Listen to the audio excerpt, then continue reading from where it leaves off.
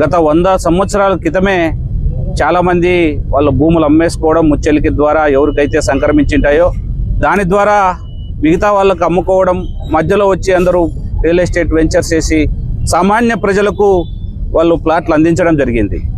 ముచ్చెలిక నుంచి ఎవరైతే తీసుకున్నారో వాళ్ళకు ఆ పొద్దు నెల్లూరు సెటిల్మెంట్ అంటే రైతువారి పట్టా వచ్చినాయి. ఆ ప్రకారమే లీగల్ ఒపీనియన్తోనే ప్లాట్లు కొని ఇళ్ళు కట్టుకున్నారు. ఇంకా ఓపెన్ సైట్స్ ఉన్నాయి. ఈ పరంపర కొనసాగుతూనే ఉంది. గతంలో ఎప్పుడూ లేని ఇబ్బంది ఇప్పుడు రావడము చాలా బాధాకరమైన విషయం. ఎందుకంటే ఒక పెళ్లి చేయాలన్నా ఒక 4 సెంట్లు వాళ్ళ స్థలం ఉంటుంది. ఆ 4 సెంట్లు అమ్మే పోతే ఇదేదో పెండింగ్ అని కొనేవారు లేదు. సోత్రియం భూమి ప్రభుత్వం మీకు ఇచ్చింది, ప్రభుత్వం నుంచి మీరు అమ్మేసుకున్నారు. మరి మీ ఫోర్ ఫాదర్స్ ఆల్రెడీ అమ్మేసుకున్నారు. ఇప్పుడు మళ్ళీ మేము వారసులమని మళ్ళీ పుట్టుకొచ్చి ఇప్పుడు ఈ భూమి మాది అని కోర్టుకు పోతే ఎంత దుర్మార్గమైన చర్య ఒక్కసారి ఆలోచన చేసుకోండి. మీరు కానీ వేరే వాళ్ళ మాటలు విని ఇక్కడ ఉన్న వందలాది కుటుంబాలను ఇబ్బందికి గురి చేయకూడదు. గురి చేస్తే ఖచ్చితంగా భారతీయ జనతా పార్టీ వాళ్ళకు మద్దతుగా ఉంటుంది. ఎప్పుడు ఎక్కడ పిలిచినా మేము ఈ బాధితులకు, ఇక్కడున్న ప్రజానీకానికి ఎవరైతే ఇబ్బందులు పడుతున్నారో ఈ చర్యల వల్ల వాళ్ళకు మేము భరోసా ఇస్తున్నాం. ఈ మీడియా ముఖంగా ఖచ్చితంగా ఇటువంటి చర్యలు మానుకోండి. మానుకోకపోతే మాత్రం భారతీయ జనతా పార్టీ మీకు గట్టిగా బుద్ధి చెప్తుందని ఈ మీడియా ముఖంగా మిమ్మల్ని అందరినీ మరొకసారి కోరుకుంటున్నాను. ఏదైతే ప్రజల ఆశీర్వాదంతో ఈ రాప్తాడు నియోజకవర్గంలో అనుకున్న మెజార్టీ కన్నా అత్యధిక మెజార్టీతో కూటమి ప్రభుత్వాన్ని ఆశీర్వదించి ఇచ్చినందుకు ఈరోజు ప్రజల తరపున ప్రజలకు ఏదైతే అన్యాయం జరుగుతూ ఉందో ఆ అన్యాయానికి కూటమి ప్రభుత్వం ఈరోజు భారతీయ జనతా పార్టీలో భాగంగా ఉంది కాబట్టి, భారతీయ జనతా పార్టీ ఎన్డీఏ ప్రభుత్వంలో భాగంగా ఉంది కాబట్టి ఆ ప్రజలకు భరోసా కల్పించడం కోసం ఈరోజు ఈ సమావేశాన్ని ఏర్పాటు చేసుకోవడం జరిగింది. ఈరోజు మనం చూసినట్లయితే గతంలో 70 సంవత్సరాలు ఎప్పుడూ లేనటువంటి విధంగా నెల్లూరు సెటిల్మెంట్ అయినప్పటికీ కూడా ఆ నెల్లూరు సెటిల్మెంట్ వాళ్ళకి అవగాహన లోపంతో ఈరోజు ఎప్పుడో పుట్టినటువంటి డాక్యుమెంట్లో లోటుపాట్లు పట్టుకొని ఈరోజు కోర్టుకు పోయి ఆ దురుద్దేశంతో ఈ భూమిని అంతా కాజేయాలనే ఉద్దేశంతో ఏదైతే వ్యక్తులు జీపీ చేయించుకున్నారో వారు ఈరోజు ప్రజలందరికీ క్షమాపణ చెప్పి ఆ జీపీని రద్దు చేసుకొని ఈరోజు తెలియజేస్తా ఉన్నాం. జీపీని రద్దు చేసుకోవాల్సిందిగా తెలియజేస్తా ఉన్నాం. ప్రభుత్వం కూడా దీని మీద చాలా సీరియస్గా ఉంది. కూటమి ప్రభుత్వం కూడా బాధితులు కూడా నిన్ననే ఎమ్మెల్యే గారిని సంప్రదించారు. ఎమ్మెల్యే గారు కూడా బాధితులకు భరోసా ఇచ్చారు. మీ ఆస్తులకు కానీ, మీ సైట్లకు కానీ, మీ ఇళ్ళకు కానీ ఎటువంటి ఇబ్బందులు ఉండవు, దాంతో మీ తరపున మేము పోరాడతాము, మేము ఉంటాము అని చెప్పేసి ఎమ్మెల్యే గారు కూడా భరోసా ఇవ్వడం జరిగింది. అంతేకాకుండా ఏదైతే ప్రభుత్వ అధికారులు వాళ్ళ అధికారుల సంతకాలు ఫోర్జరీలు చేసుకొని జీపీ నాయకులు ఏదైతే చేశారో, జీపీ చేయించుకున్నటువంటి వాళ్ళు ఏదైతే చేశారో వాళ్ళు కూడా ప్రభుత్వం తగిన చర్యలు తీసుకోవాలని చెప్పేసి భారతీయ జనతా పార్టీ తరఫున డిమాండ్ చేస్తూ సెలవు తీసుకుంటాను. నమస్కారం. గత కొన్ని రోజులుగా అనంతపురం పట్టణంలో పాపంపేట అయినప్పటికీ ఆల్మోస్ట్ అనంతపురం పట్టణంలో కలిసిపోయింది.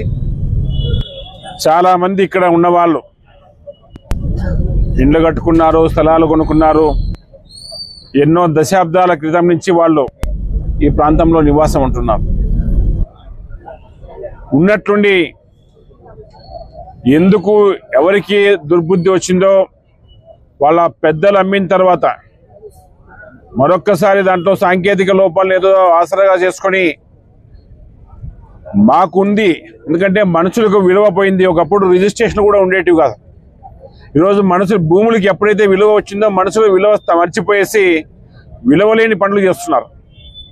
కాబట్టి భారతీయ జనతా పార్టీ ఇట్లాంటి పనులకి ఎప్పుడు మద్దతు తెలుపుతూ ఎవరైతే బాధితులు ఉన్నారో న్యాయమా దాంట్లో ఏమైనా లొసుగులు ఉన్నాయా, అది ధర్మం ఎటువైపు ఉంటే అటు దానివైపు భారతీయ జనతా పార్టీ ఉంటుంది. ఇక్కడ ఉన్న ఎవరైతే హక్కుదారులు న్యాయబద్ధంగా ధర్మబద్ధంగా ఎవరైతే హక్కుదారులు ఉన్నారో వాళ్ళకి భారతీయ జనతా పార్టీ మనస్ఫూర్తిగా భరోసా ఉంటుంది. రాజకీయ పార్టీలు దీంట్లో ఏదో సందట్లో సడేమి అని చెప్పేసి రాజకీయ లబ్ధి పొందాలని చూస్తారు. దయచేసి ఇక్కడ ఉన్న ప్రజలను కూడా అట్లాంటి వాళ్ళకి అవకాశం కల్పించొద్దండి. మీ సమస్యని పరిష్కారం చేసుకునే ప్రయత్నం చేయాలి, కానీ దీంట్లో ఈ సమస్యని ఆసరాగా తీసుకొని రాజకీయాలు చేస్తామనే వాళ్ళకి అవకాశం కల్పించొద్దండి. భారతీయ జనతా పార్టీ తప్పకుండా మీ సమస్యల పరిష్కారం కోసం మేము ప్రయత్నం చేద్దామని చెప్తున్నాం.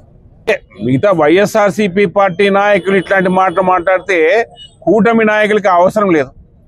వైఎస్ఆర్సీపీ పార్టీ నాయకులు ఆ మాట మాట్లాడితే దయ్యాలు వేదాలు వల్లించినట్టుంటుంది. దయ్యాలు వేదాలు నేను బాధితుడిని. చెన్నై కొత్తపల్లిలో నా పొలం ఉంటే 2022లో అమ్మితే దాన్ని రాత్రికి రాత్రి వెబ్లాండ్లో నుంచి తీసేసి నా రిజిస్ట్రేషన్ క్యాన్సిల్ చేసి సబ్ రిజిస్టర్ ఆఫీస్ నుంచి నాకు నోటీస్ పంపించినారు. మీ రిజిస్ట్రేషన్ క్యాన్సిల్ అయింది, మీ పత్రాలు తీసుకోండి.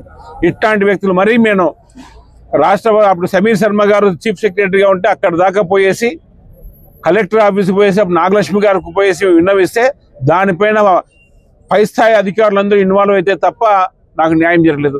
అంటే ఎవరు ఆస్తులు అమ్మినా ఎవరు ఇండ్లు అమ్ముకున్నా ఆ రోజు అడ్డుపడేసి మొత్తం లాగేసుకున్న వ్యక్తులు ఈ రోజు వచ్చి మన ముసలి కన్నీరు గార్చి దీంట్లో కూడా లబ్ధి పొందే ప్రయత్నం చేస్తారేమో, జాగ్రత్తగా ఉండని చెప్పేసి వీళ్ళు కూడా తెలియజేస్తున్నాం.